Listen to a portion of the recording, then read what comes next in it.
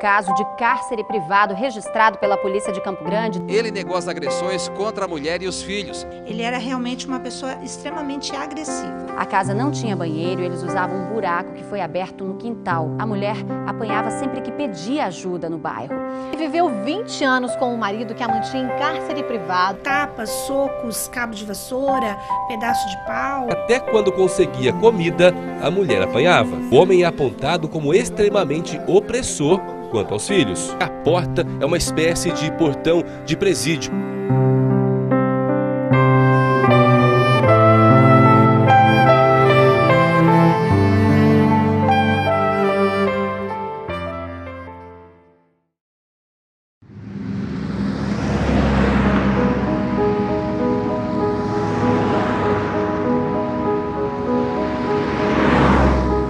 Chegou para nós que havia uma mulher, juntamente com seus filhos, em situação de cárcere, com a denúncia de uma agente de saúde.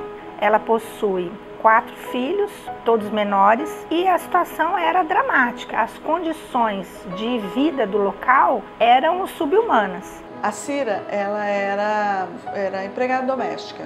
E quando, numa ocasião, ela estava passando numa obra, um homem mexeu com ela, começou a se aproximar dela, e ela sempre vê aquele homem lá. Esse homem era o Ângelo, o pai dos filhos dela. Veio aqui, falou: pai, eu estou gostando dele, eu vou casar com ele, eu gosto dele. Aí eu falei assim: olha, minha filha, você que sabe, você quem vai viver, mas eu não gostei não, pelo jeito dele eu vi que ele não é boa gente.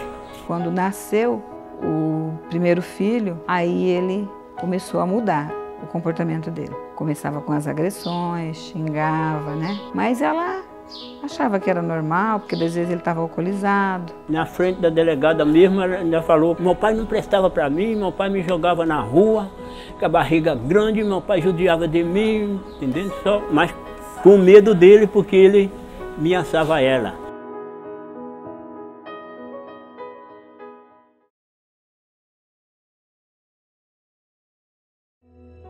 Quando eu encontrei a Cira, ela estava fisicamente muito machucada. Ela tinha roxos nos braços, nas nádegas. Ela tinha o rosto machucado e ela não tinha, por exemplo, não tinha os dentes da frente, o que deixava ela muito envelhecida, muito judiada. E ela tinha uma alma destroçada. Então ela não entendia muito o que era o estupro, né? Ela não sabia dizer. Mas ela disse assim que todos os filhos ela teve porque ela quis. Eu acredito que nesse período, ela não fala, mas a gente diz assim para ela: mas se ela não perdeu alguma criança, ela disse que perdeu. Acho que quando às vezes ela estava gestante, ele batia, ela acabava, né, perdendo o bebê, abortando, né? Os filhos também sofreram muita violência física, muita violência psicológica, há relatórios nos processos comprovando isso. Todos eram vítimas de violência ali dentro e aguentaram por muitos anos essa violência. E quando eles vinham falar, eles tinham que ajoelhar nos pés do pai para falar. Eles não podiam falar assim, era ajoelhado com a cabeça baixa, senão já apanhava. Violências sofridas são muitas, que são 5 formas: a violência física, moral, psicológica, patrimonial e sexual. E no caso da dona Cira, a gente conseguiu vislumbrar todas elas. Quando as mulheres chegam para nós atendermos no centro de atendimento, elas chegam assim, com a alma machucada. E a alma machucada é muito pior do que um corpo machucado.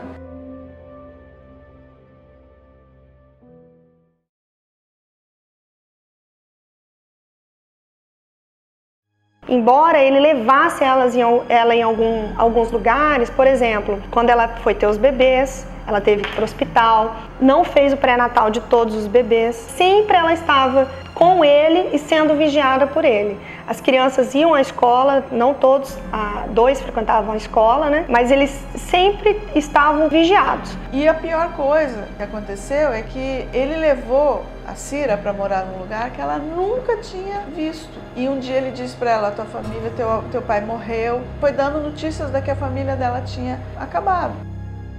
O pai dela pensou que ela tinha morrido, o pai dela não conhecia os netos. Embora ela tivesse a chave da residência, ela se sentia permanentemente vigiada por ele. Para se ter uma ideia, ali não tinha banheiro, era apenas um buraco no chão. O fogão onde ela cozinhava era uma placa de metal onde se colocava lenha. Na casa, o alimento que existia era apenas arroz, não tinha chuveiro elétrico. Inclusive no muro da casa tinha um espelho onde dava para se verificar quem estaria chegando, se aproximando da casa. Zaqueu mais velho, ele via na televisão que várias mulheres tinham sido resgatadas, né? Que tinham ido para um abrigo, para um centro de atendimento. E ele convidava a mãe para deixar tudo, mas ela tinha muito medo. O sofrimento de 22 anos, nós sofrendo, eu e a minha velha aqui, ó, nós sofrendo sem ela e sabendo como ela estava lá, mas a gente não podia ir lá.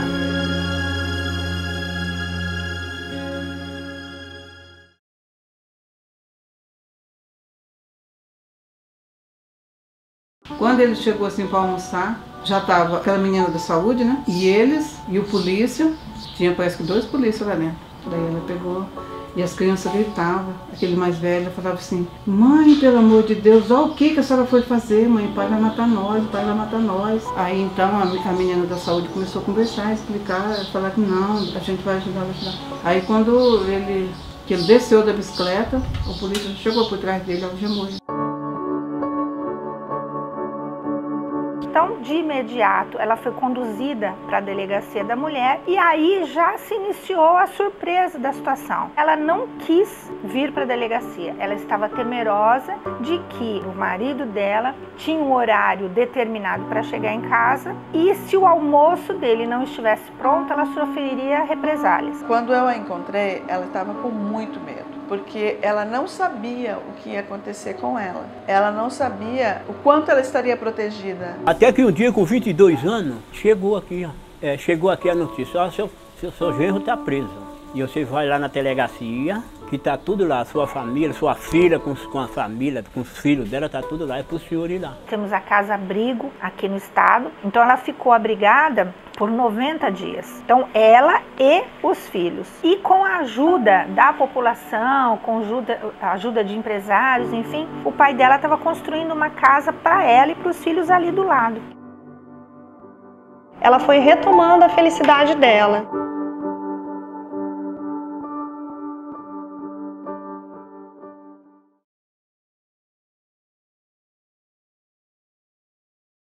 A dona Cira, ela foi considerada vítima inicialmente de um cárcere privado, lesão corporal, ameaça e sequestro. Ele foi denunciado no dia 4 de janeiro de 2014. Todas as medidas cíveis e criminais que a defensoria pôde entrar, a defensoria entrou. Ele foi preso, ele teve o total de pena de 2 anos, 9 meses e 10 dias, inicialmente em regime aberto. Até sair essa sentença, ele ficou preso. Depois, como saiu em regime aberto, ele foi solto. Então essa sentença saiu dia 6 de junho de 2014. Na sentença, entendeu-se que pelas provas do processo, não conseguiu enquadrar no crime de cárcere privado. Foi enquadrado no constrangimento legal. Esse processo ainda não acabou. Ele vai ser levado agora pela Defensoria Pública de segunda instância, de defesa da mulher, para o STJ, para o Superior Tribunal de Justiça lá em Brasília. A gente está recorrendo dessa sentença, tentando provar que o que houve foi um cárcere privado e não um constrangimento ilegal.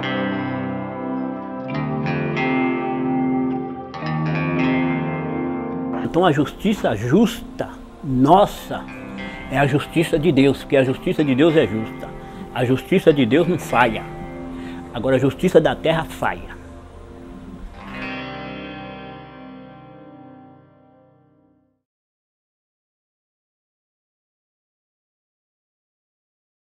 Ela teve um problema com relação ao esposo dela e ela foi mandada para o hospital universitário. Chegando lá, havia um problema na perna, qual foi feita uma primeira cirurgia nela. E essa cirurgia não evoluiu de uma maneira cicatricial normal. Houve a hipótese de que ali naquela perna havia algo de errado. Então ela foi encaminhada para o nosso Hospital do Câncer Alfredo Abrão, onde ela passou por uma avaliação. Nós fizemos o diagnóstico de um sarcoma muscular. É um câncer que acontece na musculatura. Nós descobrimos que ela tinha já, além do câncer originário na coxa, ela tinha já metástase, tanto para pulmão, também cerebral. Então é um quadro oncológico muito grave. Mas a evolução da doença foi tão rápido que nem deu tempo de operá-la. Ela acabou falecendo da doença.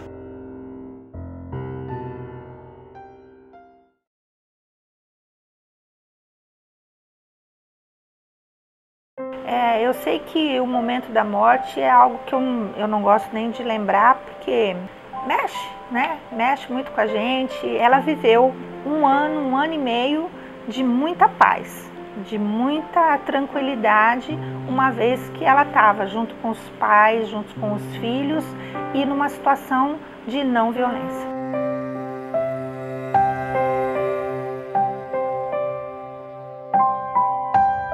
Uma semana antes dela falecer, eu fui até o hospital. E ela disse assim para mim, eu quero que você fala para o meu pai, para ele ficar tranquilo, porque eu já perdoei o Ângelo. Foi assim, bastante difícil para mim. Porque eu amava muito. E ela marcou muito a minha vida.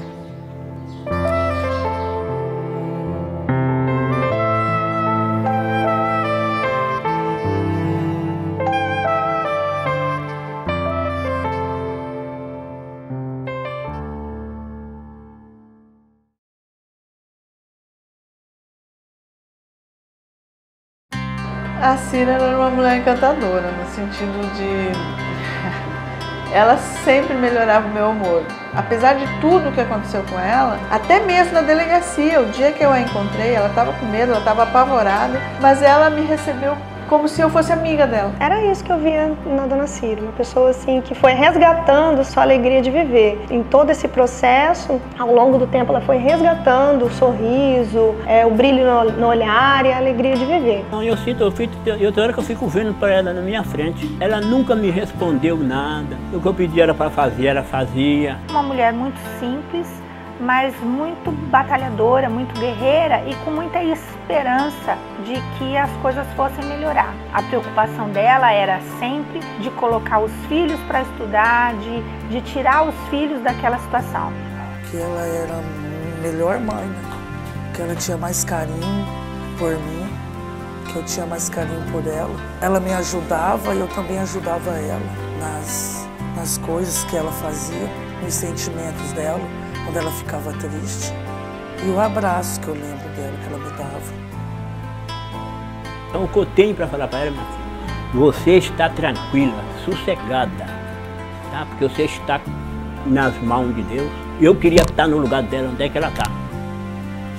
É o que eu tenho para falar para ela. Eu queria estar lá no lugar dela, onde é que ela está. Mas breve, se Deus quiser, eu vou estar também. Oi, Cira. Bom dia. Envergonhada, né? Porque obviamente haja vergonha agora para poder entrar aqui comigo. Não, não chora não. Vem cá, vem cá. Vem cá. Tudo bem, Cira? Tudo bom? Bem-vinda, viu? Bem-vinda.